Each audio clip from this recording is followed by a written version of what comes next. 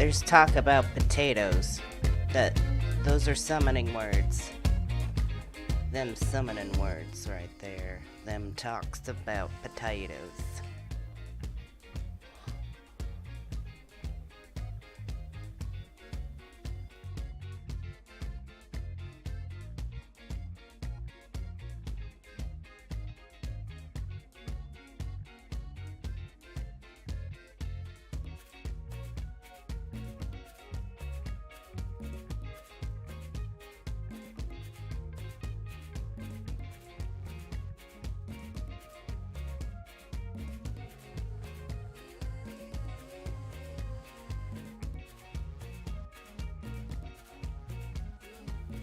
All right. Hello everybody. Let's go to Face and say hello and see where we're at. And hello everybody. The music stopped perfectly. Very strange, but we're just gonna roll with it. So, anyways, my name is Jan Erickson. This is my channel called Monday Monad, in which I talk about Hyperianism and interstar actualization. As you know, tonight is obviously not Monday, it's Friday. It's Friday Night Chat. So we will be getting into an interesting video today, and there's going to be a lot of pausing and discussing things and bringing things up. Very interesting video. But before that, let's make adjustments. It's a lot darker in here than when I first did the lighting.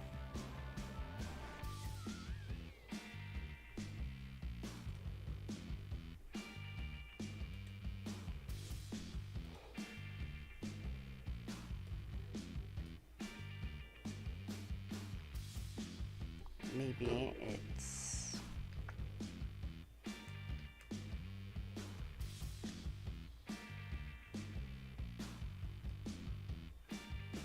Maybe we can turn up the lights.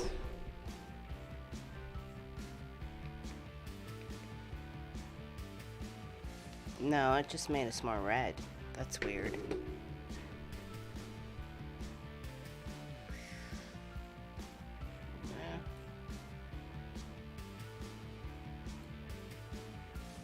Turn up the gamma? I don't know. Who cares? Who cares? Oh, that helps. It just looks more saturated and silly. But what do you get when you use the camera right off the laptop? Anyways, we'll just leave it there. So, hello everybody. I see Christina in the house. Thank you for coming. Christina has a wrench. Christina is a moderator. And I see Rowan is here. And I see Susan is here. Yay, we got lots of great moderators in here today. We love you all. And I see Cassie and I see Cassidy. Hello, hello. I see Cynthia.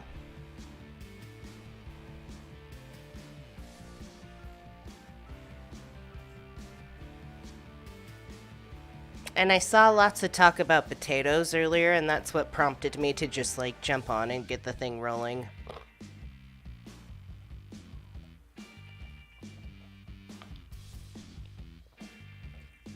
But anyways, thank you so much, all of you, for joining me tonight.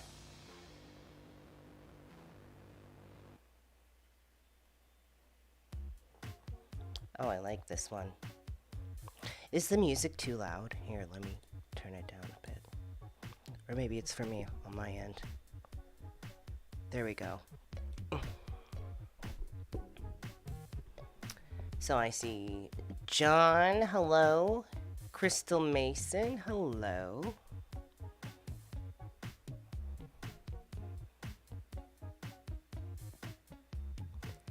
I see Noria, thank you for coming. I'm trying to conserve my voice because I learned if I just like yell and shout, then it goes out a lot earlier. So I'm like, be calm, be cool. Like, don't yell too much. We got Loppy here. Loppy the Revolutionary Unicorn. Yeah, so Friday's a little loosey-goosey versus, like, my videos are a lot more focused. But we still have something interesting to cover. And I know it's been a while since I've done videos and, a live stream, but I'm glad to be back. Which is good for us. Rowan, what is going? Is there a food feud going on? And yes, you can go to mondaymonad.live to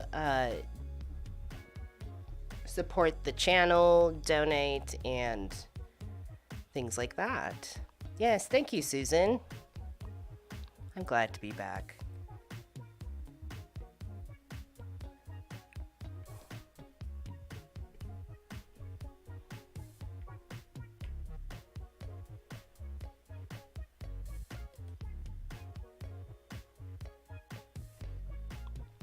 Just a few more minutes and we're going to jump into it. But let's see if we can just make sure that what we are viewing is up and going.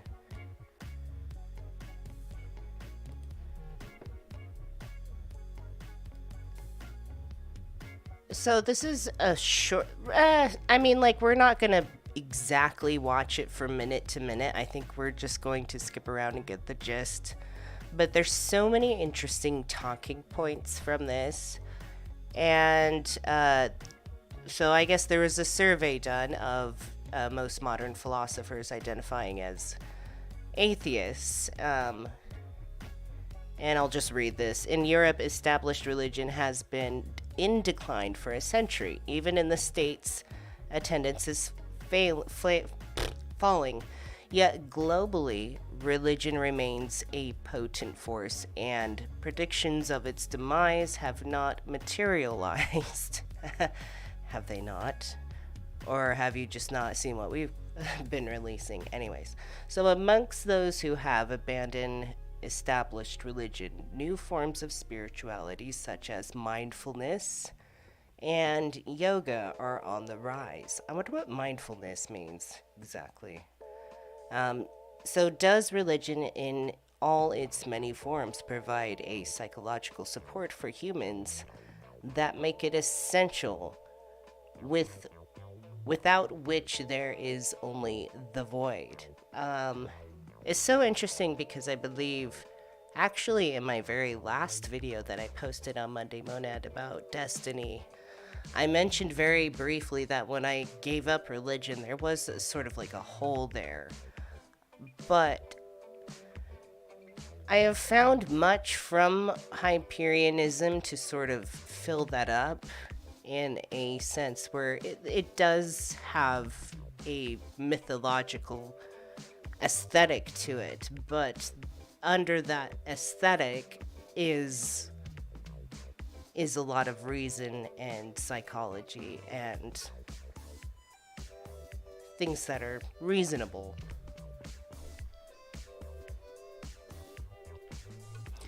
So there's some really interesting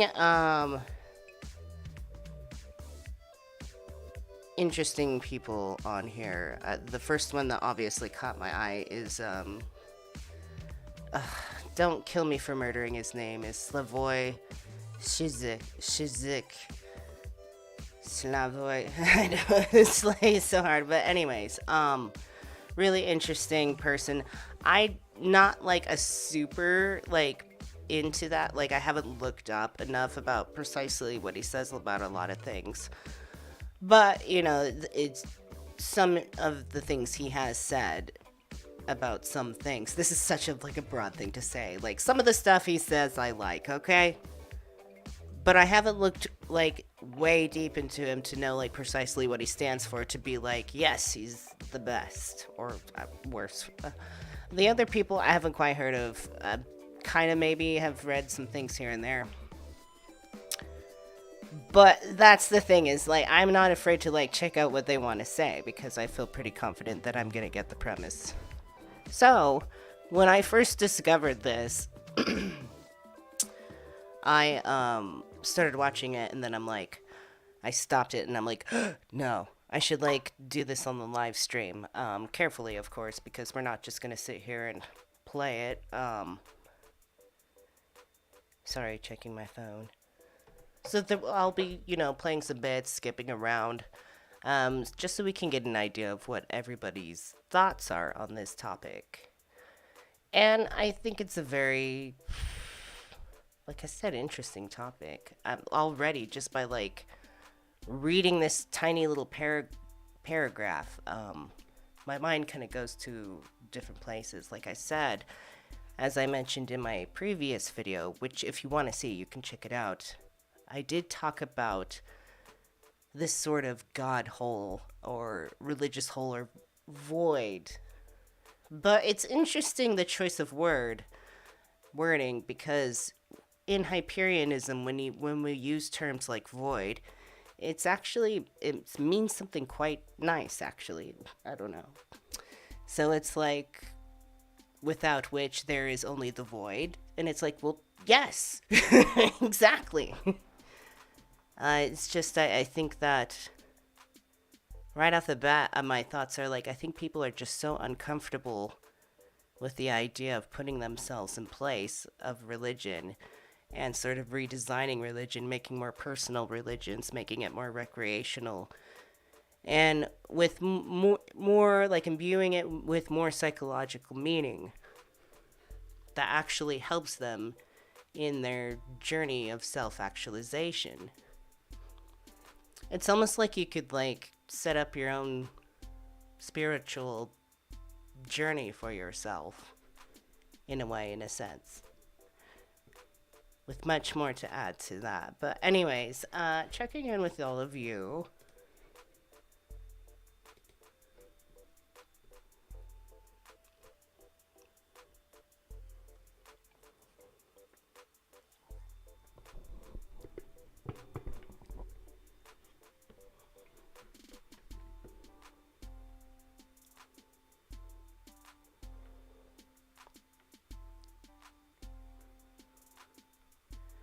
Oh, Anticrisis, hello. Renaissance Fairy, hello.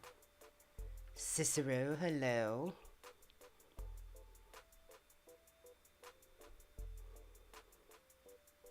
Yes, yeah.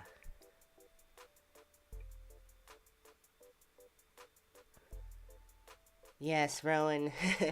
Rowan knows what's up. Sheldrake, yes, which is one of those names. When I said some of them are kind of ring a bell, that was one of the ones. And then Shijik on the panel. I'm like, at least they got somebody interesting. A few people who are really interesting. But I'm in no way promoting any philosopher. I am not knowledgeable about any sort of modern day philosopher to be yes, this person is brilliant, listen to them. I need to study that a lot more.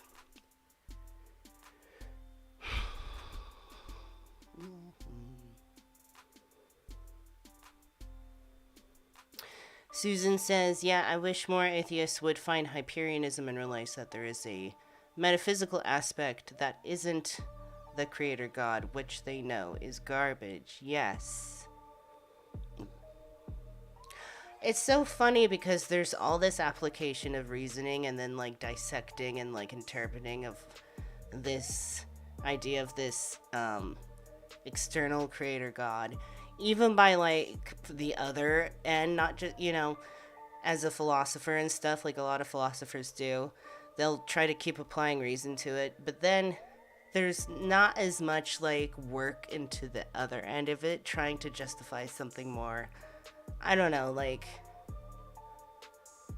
more absolute, that's still living, something ontological. That's all of us, but we're all still individual. It's weird. I don't know why. I want to know why.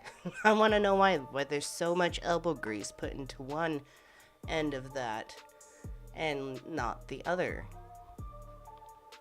I guess there's just like,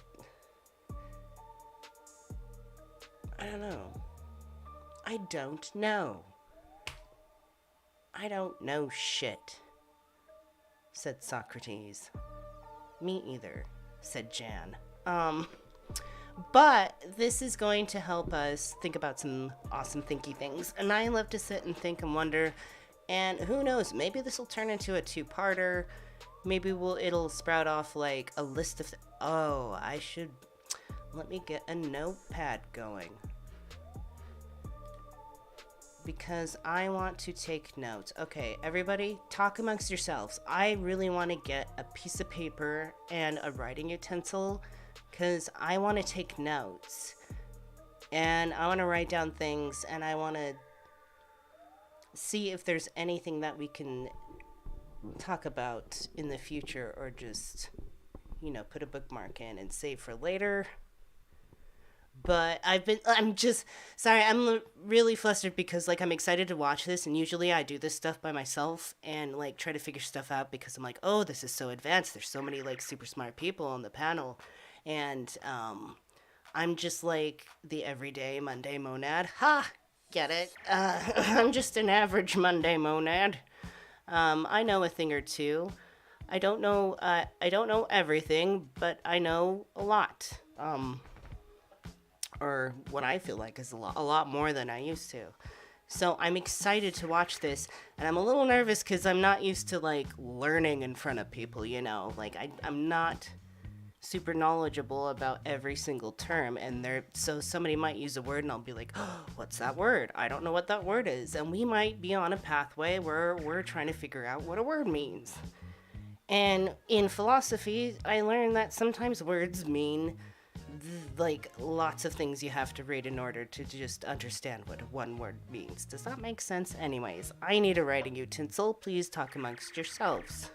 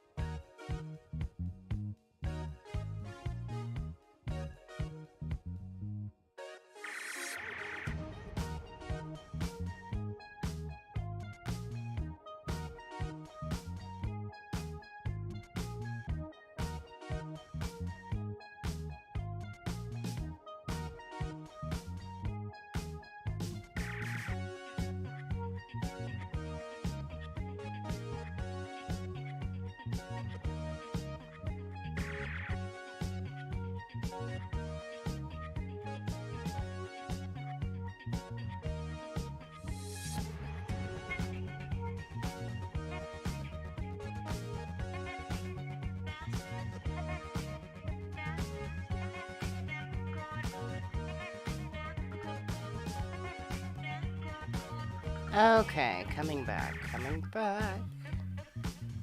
to viewing content. And yes, please, thank you, Susan. Please don't forget to hit the like button and do all of that stuff that helps the channel grow. Oh, does that work, Loppy? Thank you. Okay. So I got my notepad here, and I'm pretty confident that we'll be just fine playing the video, as long as we're just not playing it straight through. But there's so much Hyperion stuff I'm already ready to insert. No pun intended. Why is the music always sensuous right now? Shall we have the music down really low, or should we turn it? Well, no, because I think they might have music that go with it, and we're gonna want to listen. So let's turn it off. Goodbye, music. We love you. And I should freshen the playlist. Um.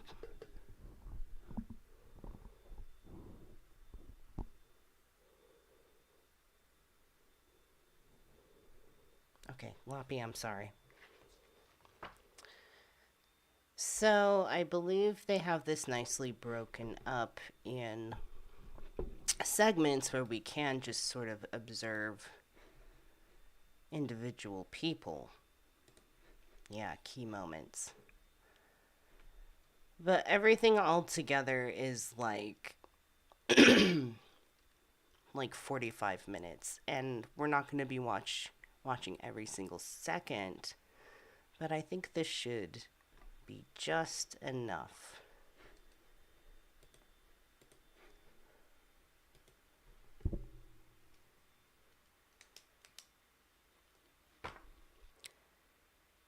So, does everybody have their note-taking utensils, everything like that?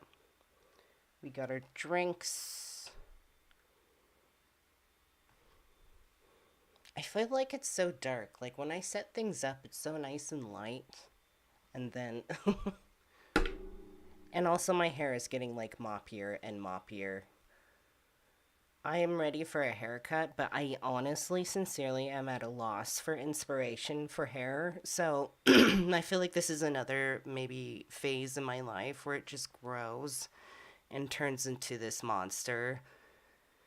And then I get sick of it and chop it again.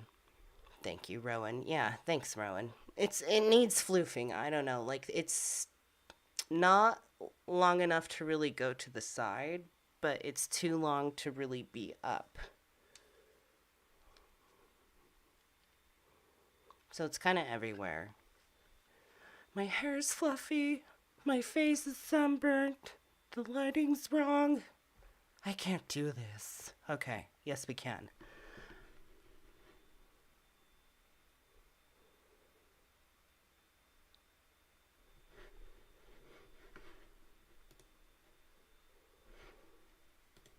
Let me pop out the chat.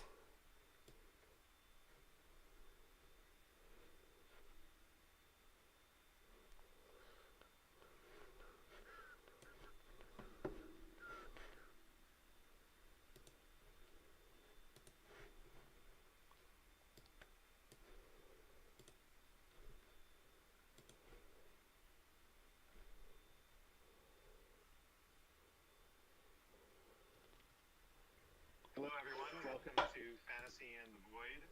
I'm Wes Alwan, co-host of the Partially Examined Life Philosophy podcast.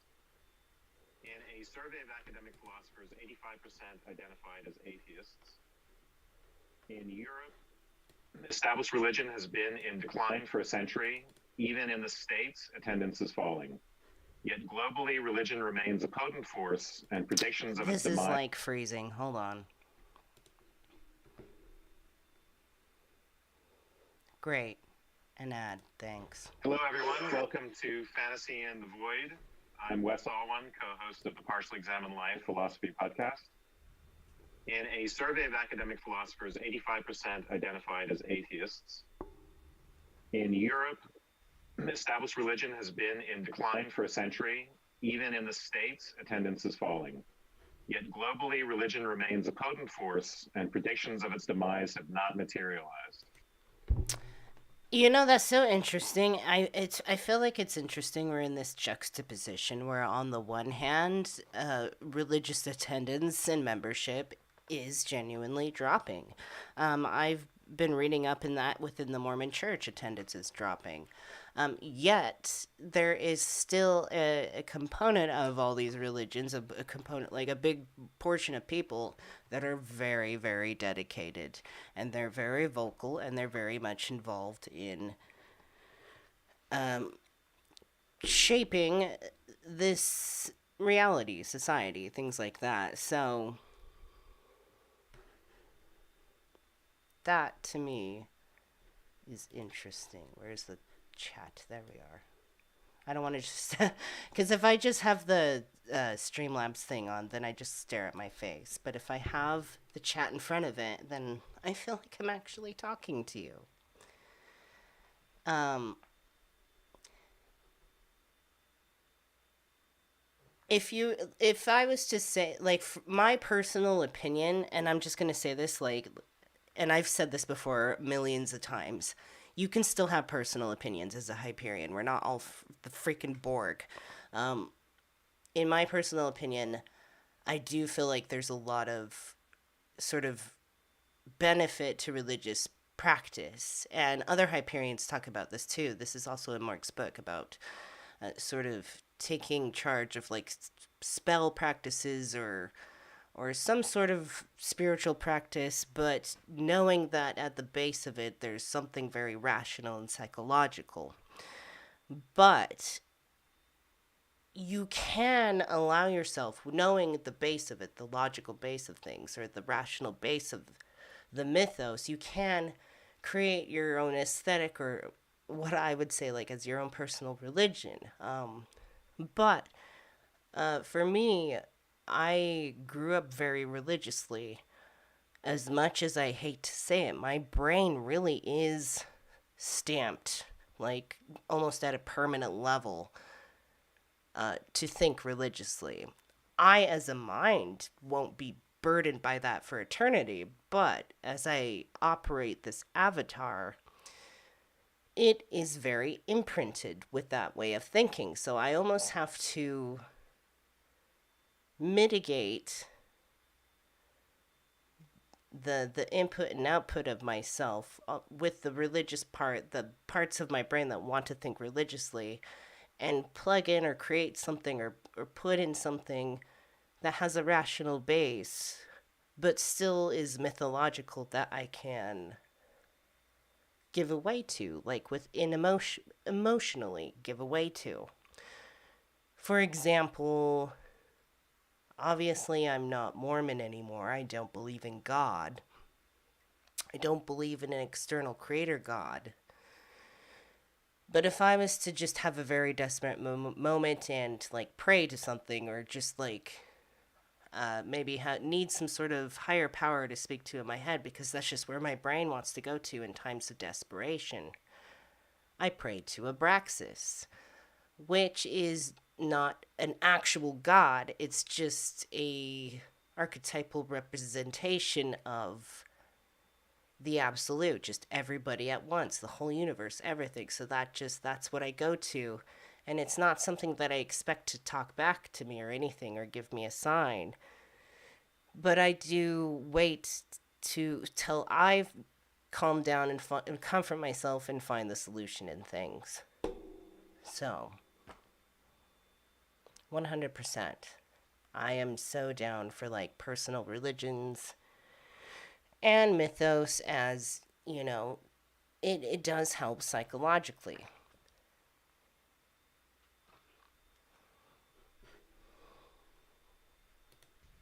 Among those who have abandoned established religion, new forms of spirituality, such as mindfulness and yoga, are on the rise. Does religion and all of its I'm sorry, why yoga? I mean, I get it. I've dabbled in yoga, but it's so funny. I just like see an army of atheists in yoga pants. many forms provide a psychological support for humans that makes it essential, without which there is only the void? Is there something about being that is ineffable and which can never be eradicated? Or is the persistence of religion an extended but ultimately temporary phenomenon that will be replaced by the success of science?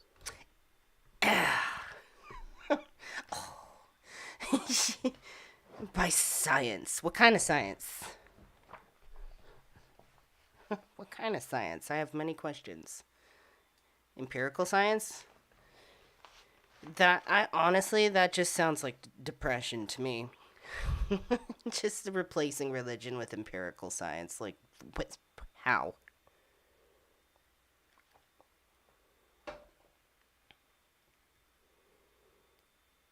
Rowan, what the hell? Rowan, Rowan, stop it. I'm going to ban you. You cannot be talking about hot yoga and lemongrass cloth on your face.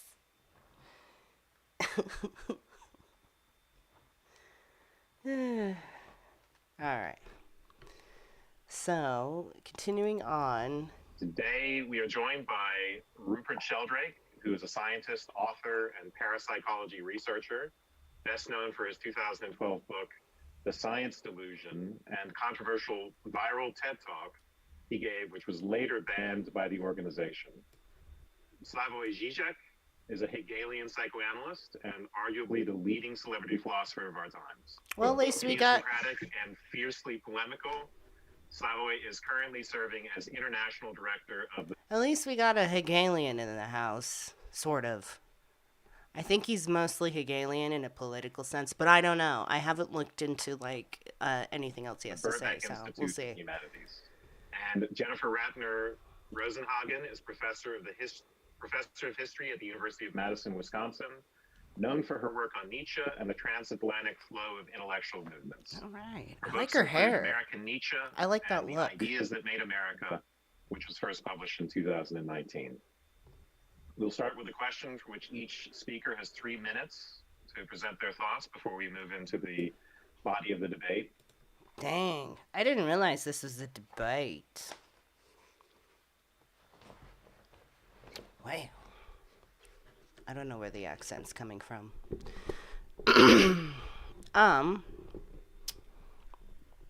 Let's see. What's going on in chat? Sorry. Nebula, hello. Imaginista, hello. Am I repeating saying hello? I don't know. We have such a small family, but sometimes we get a lot of new people. That and I just don't remember who I call. Laura, hello. Thank you. I'm always worried about how I look on camera. That's why I put stuff in front of it so I don't have to pay attention. Mostly I would like to worry about my voice. Or not worry. I mean just focus. Focus on speaking. Anyways. Hi. Rowan's like, yes! Alright, continuing. I'm really, so this is a very interesting conversation. And this is also a conversation about something that's, honestly, it's refreshing. Because it's not an old horse, beating an old dead horse, like, is there a God? Is there not?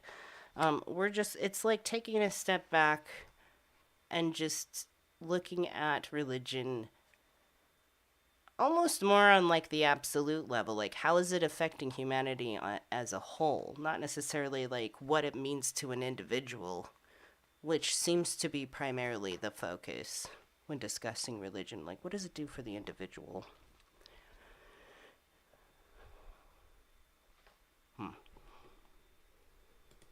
That question is the persistence of religion a temporary phenomenon that will eventually be replaced by science? Okay, let's begin with Rupert. Well, what makes religions different from mechanistic materialism, which is the usual belief system underlying atheism? There are many kinds of atheism, but the common or garden atheists, the kind of Richard Dawkins type atheists, are usually mechanistic materialists. Okay, Richard Dawkins has some funny ass shit to say about God and stuff and religious people, but other than that, it's like he's like a one-note pony. I don't know. Just saying.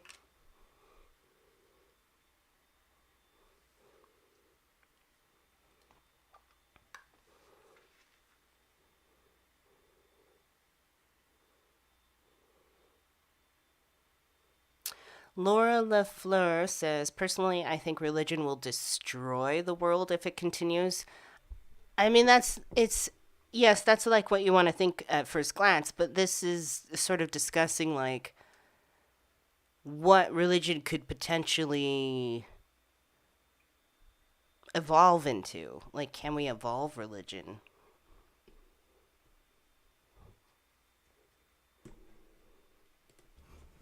What makes all religions different is the belief that there are forms of consciousness that are higher than or more inclusive than human consciousness, that our consciousness is not the only kind there is. I mean, most materialists would admit that some animals are conscious too, but otherwise they see the entire universe as made up of unconscious matter. And then consciousness somehow emerges in a very mysterious way inside material brains when they get big enough. The light bulb of consciousness goes on, but consciousness doesn't actually do anything. It doesn't give us free will. It's nothing but the activity of our brain. Dude, he is totally spitting right now. Honestly, like that part does speak to me as a Hyperion. Like, these atheists are just saying there's just immaterial shit, that these incredible consciousnesses suddenly sprout forth, and then yada yada yada. I wish I could find a comfortable position in my chair that doesn't pinch my sciatica. Pinch my sciatic nerve, I mean.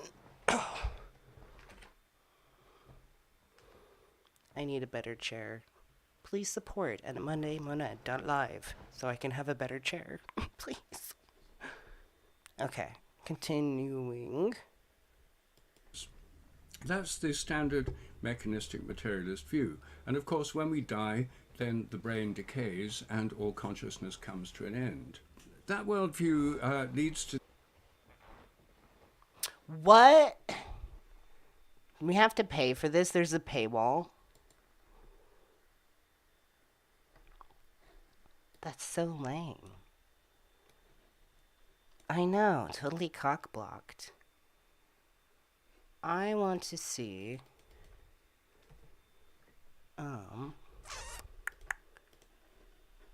what we can do. But that still does, like, sprout enough conversation. I know, everyone's like, why? Me too.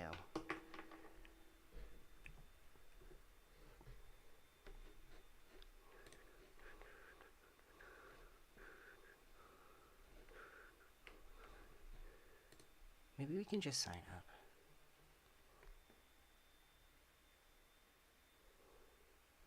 Sad. I mean, I probably should have checked. But when I started watching it, it looked like the whole thing was available.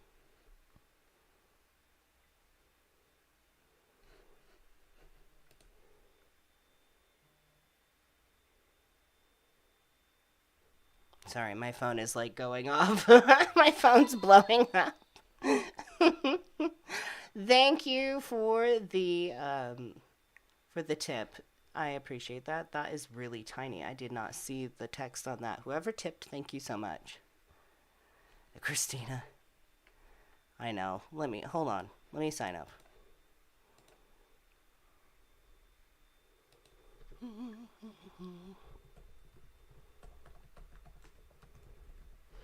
Well, we can bring our music back while we wait for a minute. I'm like, I didn't even want to, like, watch it, like, minute to minute, like. Alright. We'll get it, my friends. Don't you worry.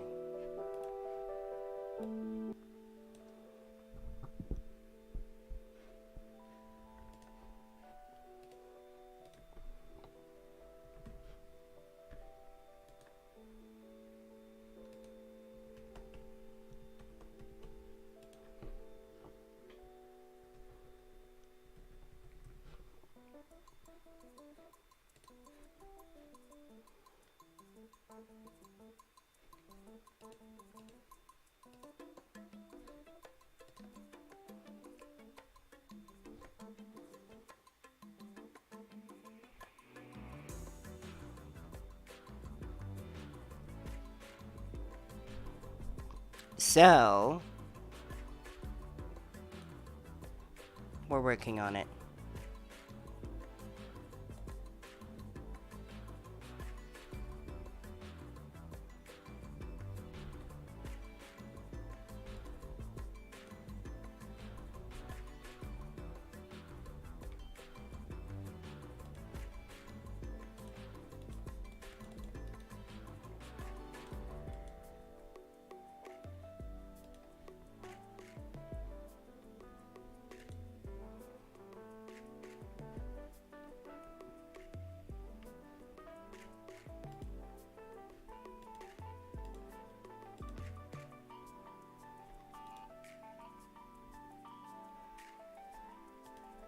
Oh yeah, we have to activate emails.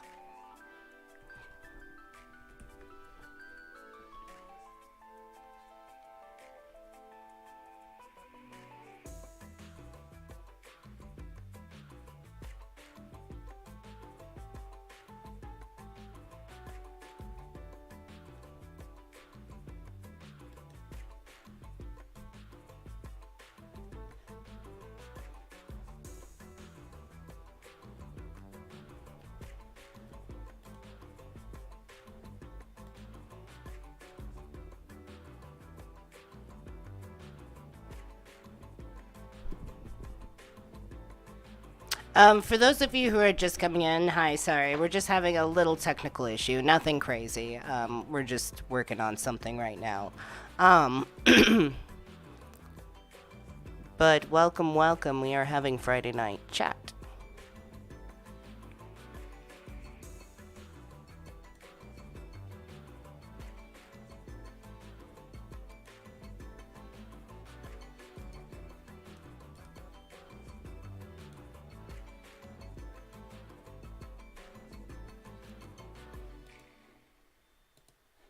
Oh, there it is. I was waiting for the activation email. I'm like, where is it?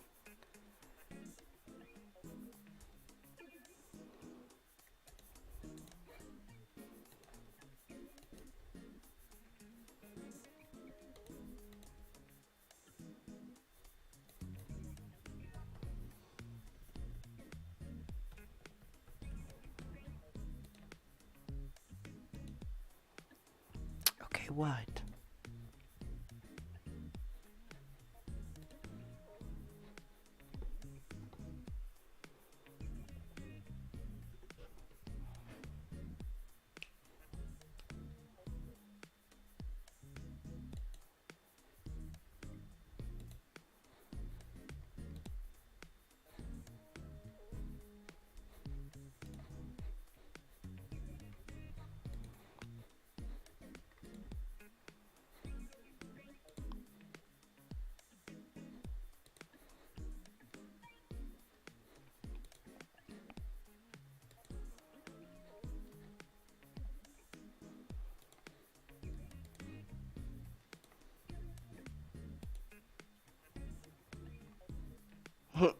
I did the activation email.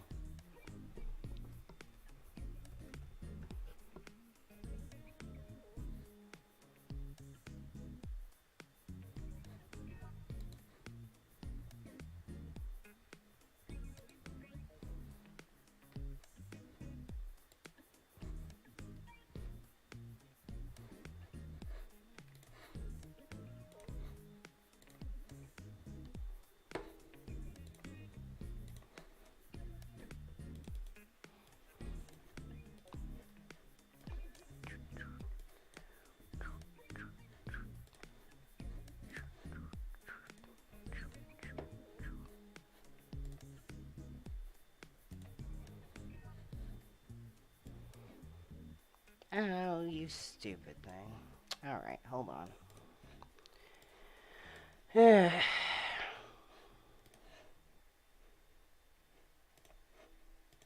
We will get back to this. This is intermission. Intermission time.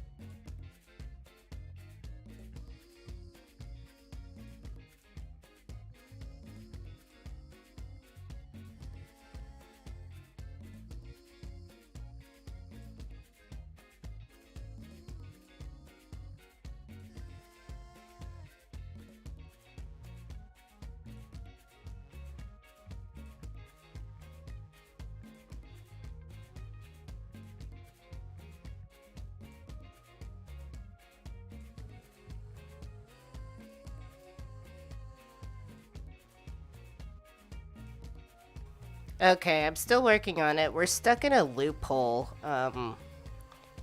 It keeps asking me to activate my email and then saying, it's activated and then won't allow me to sign in.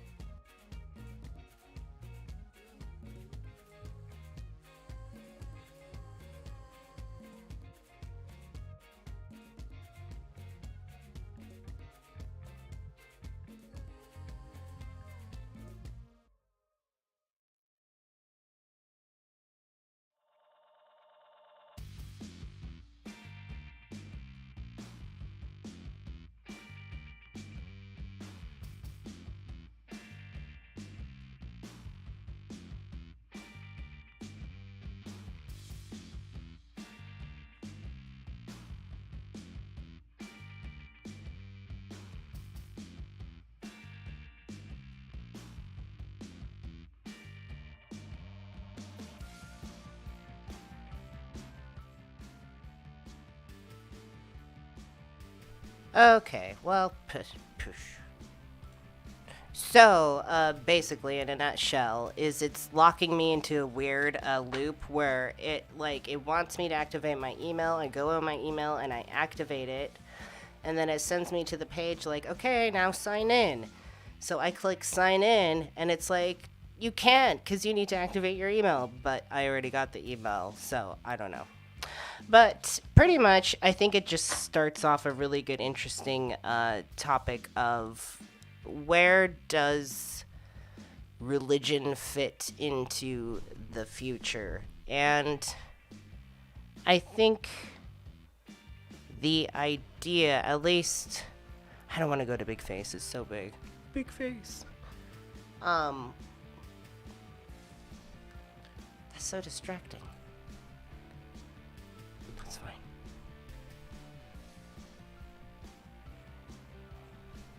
It's the shadow.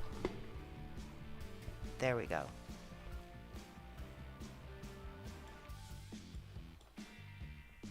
Anyways, so I think the idea of religion and what the word means itself will eventually evolve over time. And I think it's interesting that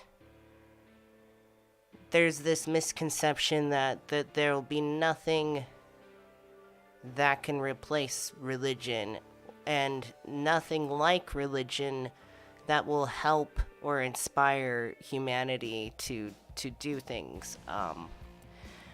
What religion inspires psychologically is very questionable to me. But as I've said in my last video, and I think it's a good pathway to go in thought-wise.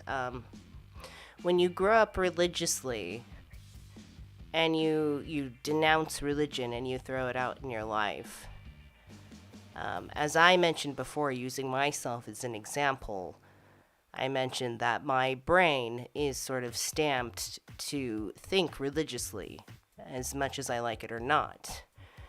Me as an eternal monad, as an eternal being, won't be hindered or, I guess, hexed by that, or, that's not going to be carried into the next life or the next life or the next life. It's something that just affected my development in this life. So, what helps me to mitigate the issues that I have internally and externally, and learning how to think more Hyperion, is to replace those things, those religious cornerstones and aspects and key things like God, was something that does have a large mythological aesthetic to it, but is very rational and psychological at its core, something that helps me in the long run. Like, for example, I have mentioned in the past, issues with addiction. And sometimes when you are dealing with addiction, it is, interestingly enough, very rational to rely on some sort of higher power to get you through helping yourself get off that addiction, but not in the sense that you're truly believing in an entity separate from you, but that you're trying to conceptualize your higher self. Even if it is seemingly separate, it's still you in some way. But you can still imagine it mythologically that way, as like some sort of god or deity, just to help you bridge that gap and get through that moment, or get through that crisis, or those challenging times.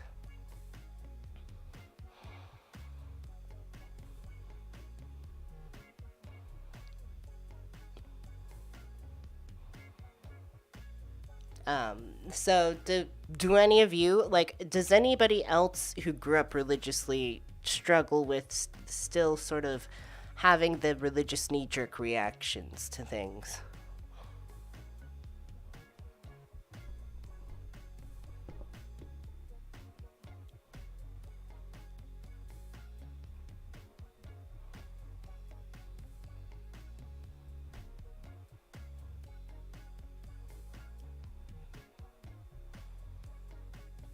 And also, I'm going to figure out what the deal is with that, and I'm going to try and figure out at least the talking points I can get, and I think that we're going to have a part 2 of this topic for next week. So now is the time for questions. Actually, if we want to talk about the future of religion in Hyperianism, or in the Hyperion future.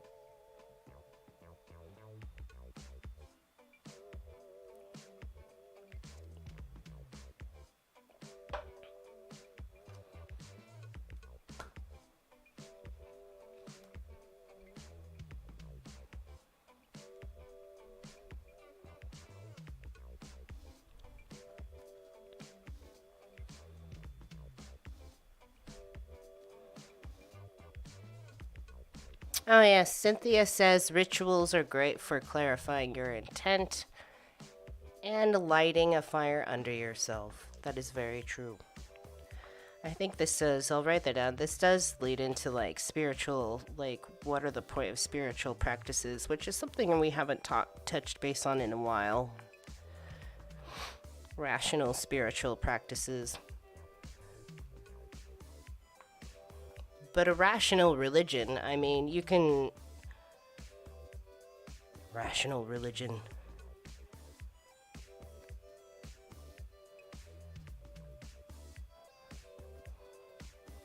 That's such a weird thing to say.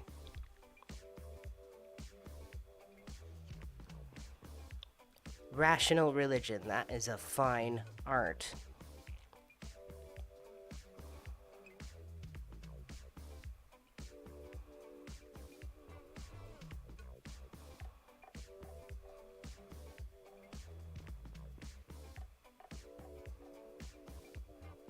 rational religious practices. It's not even like really about it being a religion. It's more like the mindset. I mean, you could wear charms and things that, I mean, we do. We bear the tri-scale. That has a lot of symbology and meaning to it.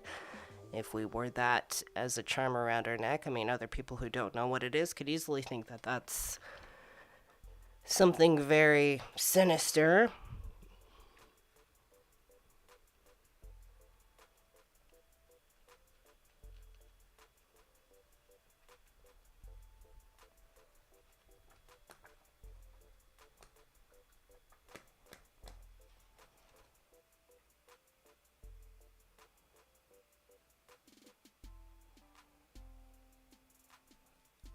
Interesting comments about practices and rituals. Is there a difference between a practice and a ritual?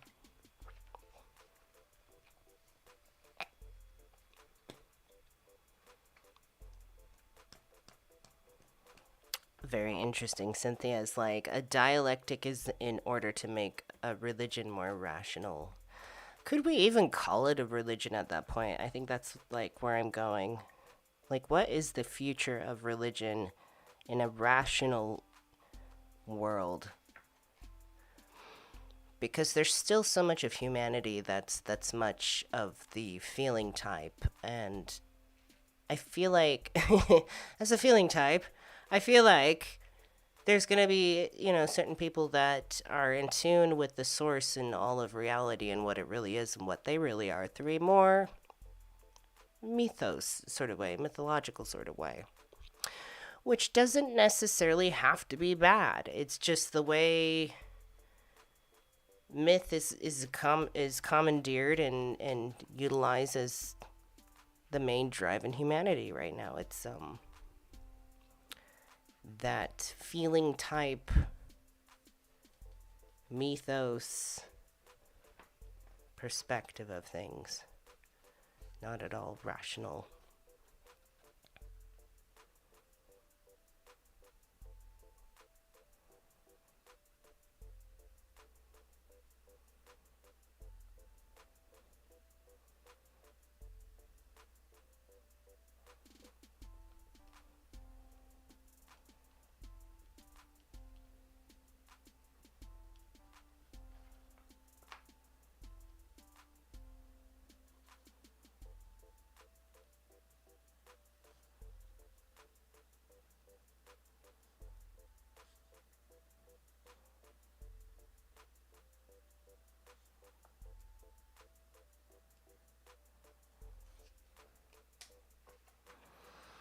But, yeah, I mean, I know I took a very, very abrupt turn from a very religious and feeling sensory sort of aspect. A little more feeling type. It was more intuitive, I guess. It was abrupt to learning or just learning of different ways to think. So I've definitely had some moments of struggle and stress and realizations of certain religious or feeling type knee jerk reactions to things. But thinking rationally or thinking more Hyperion is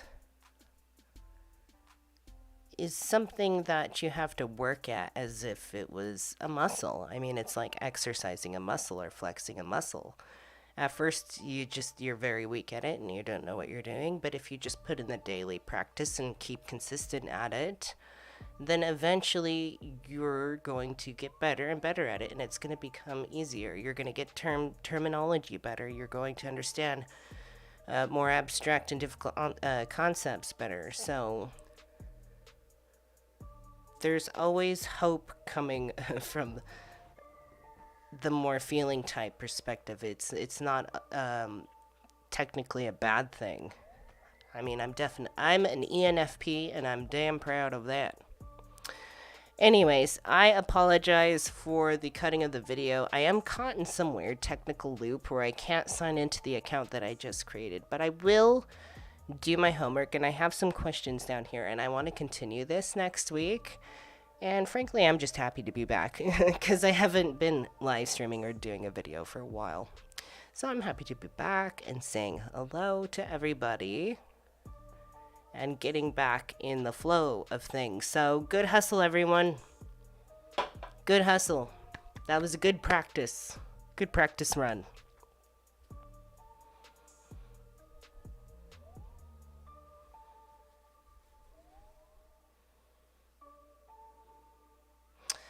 Oh, that's a good question. Starry Nebula says, why do non-believers still blindly attend church services? Is it an insecurity thing? Not necessarily. Non-believers don't necessarily blindly still attend church. They could be caught and trapped into that socially because their family still does it, because it's easier for them to keep their community and not have to sacrifice that. It's almost like asking the question, why do people who are abused stay with the abuser? It's almost the same thing. Well, there's a lot of moments where things are really good, and then there's a lot of moments where things are really bad. And people are sort of trapped into that, like people get trapped into abusive relationships. They're just stuck in there. That's their life. To leave that, to stop going, would cause such an uproot and stress and problems in their life that they would rather go to the church and not have to deal with extreme stress and problems and anxiety. And not everybody is really just in the position to do that. I mean, I had to for me personally, I had to finally cut all ties with my family, go completely no contact. And that was a very hard thing to do. And some people aren't even lucky enough to just keep their heads down and keep going to church. Some people get excommunicated from any kind of support they've ever had in their life, and they get completely dumped on their asses. People are still dependent on church communities and their religious families. So they can't leave. They're trapped. I mean, it's not as black and white, you know.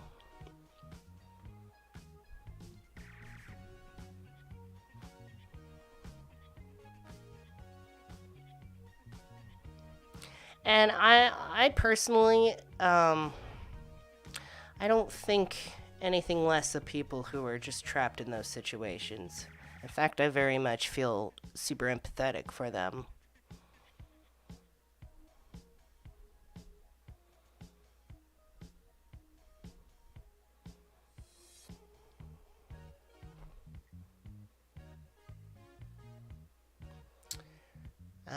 I know in some instances, like for example, and I'm going to use the Mormon Church as an example, it's like you'll have non-Mormons marry Mormons, and then they'll have children who are Mormon, and the Mormon children will get married to other Mormons, and they'll get married within the church, within the temple, in which you can only be a member and hold a temple recommend to attend.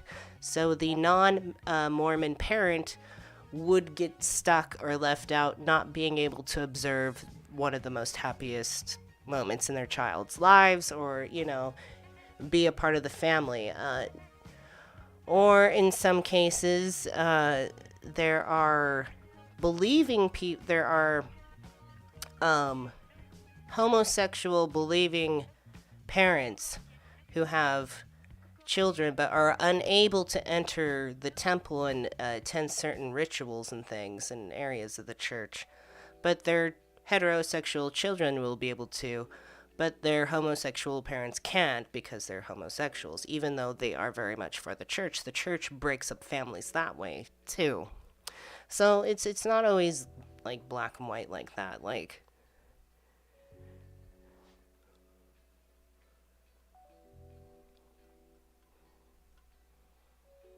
and even ooh, I'm gonna write down more notes.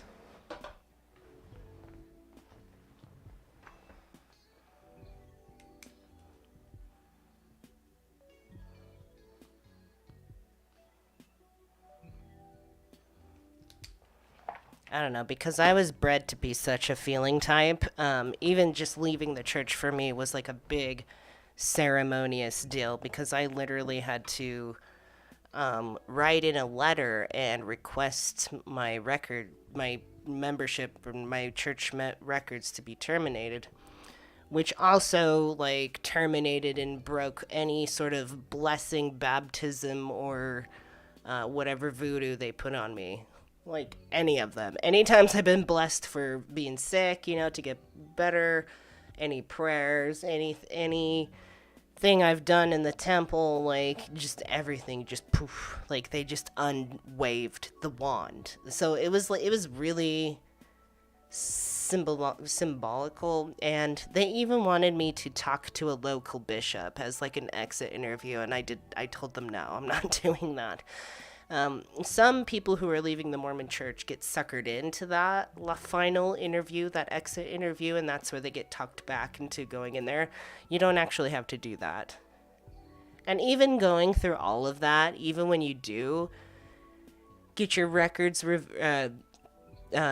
canceled or whatever, terminated, they don't actually do that. They still count you in their membership, like overall in their religious seances.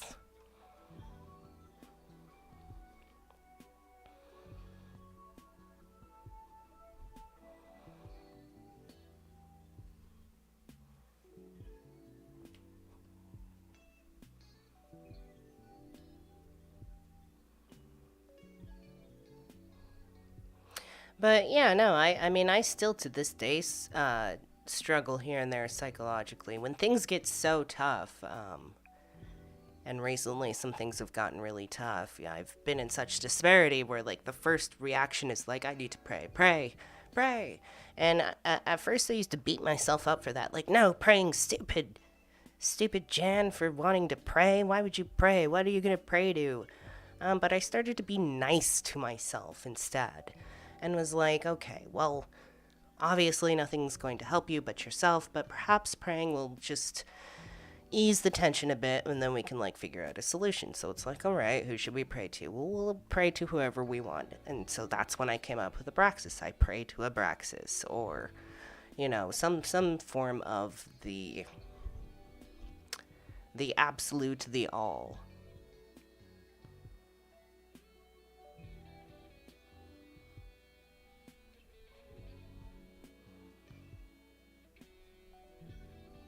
Yeah, you have to be baptized in the Mormon church to have a record. That's a part of the process of becoming a member. It happens when you're 8 years old. You're not baptized. You're not, like, born and then baptized as a baby. Like, supposedly, when you're 8 years old, you're able to make a conscious decision that you want to join the church. Well, of course, you're 8. Everybody in your family's joined the church. Why would you, at 8 years old, be like, no, I'm not joining?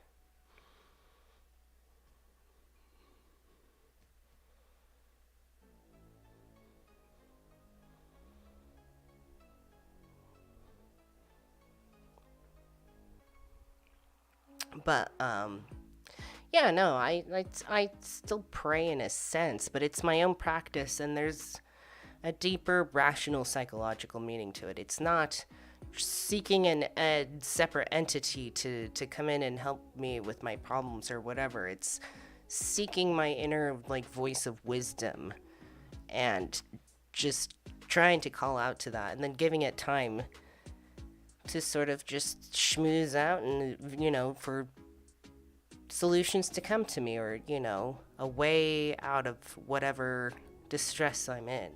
Just looking for a pathway out. or through, or whatever. Anyway, so shall we continue next week? I would love to give this more thought and then come back next week.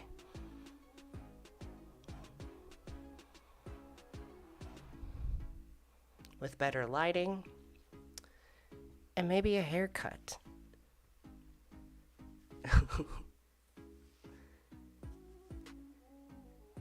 Yes, okay, good. Yeah, so let's continue this topic next week. I've got some notes written down. I got some good ideas. I'm going to check out what's going on with that thing, because I do want to see what everybody says, but I want to, do it in a way where we have more of a Hyperion discussion, not so much just like what they're saying, so. Just floof it higher, yeah. No, I need a haircut. Let's all get haircuts and a fresh manicure. Go over our notes, do our homework, dot the I's, cross the T's. And we will continue next week, which I love that. I love it when things kind of spill out in parts. And, yeah, we've been live for an hour. We've still had, like, a lot of interesting topics to get into, just from the tiny little bit that we saw. But I feel totally, like, that really just, like, oh. But this has happened to us before. I remember that whole incident where we were trying to have a Hyperion movie night, and, like, we couldn't actually watch the movie we really wanted to watch. It was so sad. Yeah, that'd be great. And to any of the moderators for next week, too, if you're available, maybe you can come in just vocally, if you like.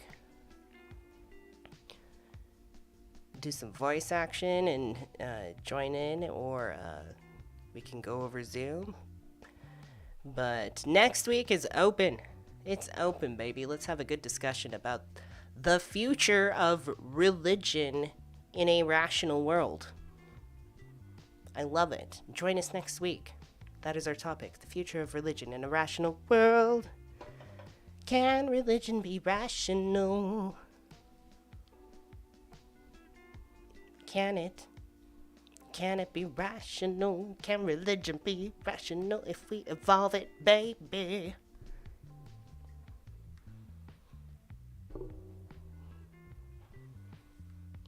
All right. Thank you so much. And please click the like button, and please subscribe if you haven't. And yes, please tip at mondaymonad.live if you would like to support. That is always. And I need to change the notification thing so I can actually read it, because I feel bad, because I saw the thing pop up, but I don't know whose name it was, and I wasn't paying attention. I'm sorry. But whoever you are, thank you so much. That actually means a lot to me. Maybe Christina will do face. Yes. That'd be great. If not, voice is great too. But I think talking about the future of religion in a rational future is... I need to actually just write it down like that. Oh. Oh, I already did. Now I'm getting ahead of myself. Anyways. Take care, everybody. Have a good weekend, and I shall see you Monday, and especially next week. Take care, everybody. Oops. Trying to make a cute exit. Ooh, I'm so blotchy. All right, there we go. Ready, Lappy? All right. Good night, everybody.